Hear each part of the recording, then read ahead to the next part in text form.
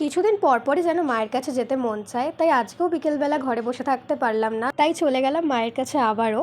মন্দিরের এন্ট্রান্সে যদি তুমি একবার ঢুকে যাও, এরপর যে শান্তিটা সেটা ভাষায় প্রকাশ করা যায় না। এতটাই পবিত্র যে জায়গাটা ঢোকার পরে একটা আলাদাই অনুভূতি হয়। আমার খুব কাছের এবং প্রিয় জায়গাগুলোর মধ্যে যদি অন্যতম কোনো জায়গা হয়ে থাকে, সেটা দক্ষিণেশ্বর মায়ের বাড়ি। আসলে কি হয় বলতো, মায়ের ডাক ছাড়া কখনোই যাওয়া পসিবল না। আর আমি বিশ্বাস করি মা আমাকে ডাকেন, তাই আমি যেতে পারি। সবার ক্ষেত্রেই তাই, মা যতক্ষণ না চাইবেন, মা যতক্ষণ না ডাকছেন, কেউ এখানে যেতে পারবে না। এর আগে ব্লগটাতে দেখেছো আমি আমার ফ্যামিলির সাথে গেছিলাম, বাট সেদিন যেরকম এক্সপিরিয়েন্স হয়েছিল, দক্ষিণেশ্বর যতটা সুন্দর, সেদিনকে একটা ভয়ঙ্কর রূপ আমরা দেখেছিলাম। কারণ এত বৃষ্টি, অনেক মানুষ বৃষ্টির জন্য আটকা পড়ে গেছিল। সেই ভিডিওটাও কিন্তু আমার চ্যানেলে পোস্ট করা আছে, আর ফেসবুক থেকে দেখলে আমার প্রোফাইলে পোস্ট আছে, তোমরা একবার দেখে আসতে পারো। আজকের মতো আমার পুজো দেওয়া কমপ্লিট। আর পুজো দেওয়ার পরেও না বাড়ি ফিরে আসতে ইচ্ছা করে না, মনে হয় যতক্ষণ থাকবো ওখানে সময় কাটাই। প্রত্যেকবার পুজো দেওয়ার পরেই শিব মন্দিরগুলো আমরা ঘুরি, বাবাকে প্রণাম করি। আচ্ছা, ভাবতে অবাক লাগে না, মন্দিরের প্রত্যেকটা কোনায় কোনায় আর এই গঙ্গার ঘাটে প্রত্যেকটা সিঁড়িতেও রামকৃষ্ণ দেবের পায়ের ধুলো পড়েছিল।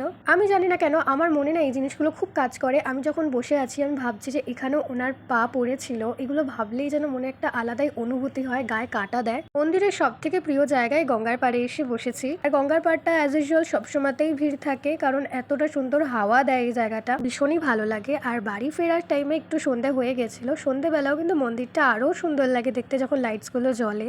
কিন্তু সেই পরিমাণে আমরা একদমই ভিড় পাইনি। যদি আমরা শনি রবিবারটা একটু অ্যাভয়েড করে, মঙ্গলবারটা অ্যাভয়েড করে অন্য দিনগুলো যাই, সেই দিন কিন্তু তুলনামূলক অনেকটাই ফাঁকা থাকে। যদি আমার ভিডিওটা ভালো লাগে তাহলে চ্যানেলটাকে সাবস্ক্রাইব করে দিও। So that's it for today, bye bye.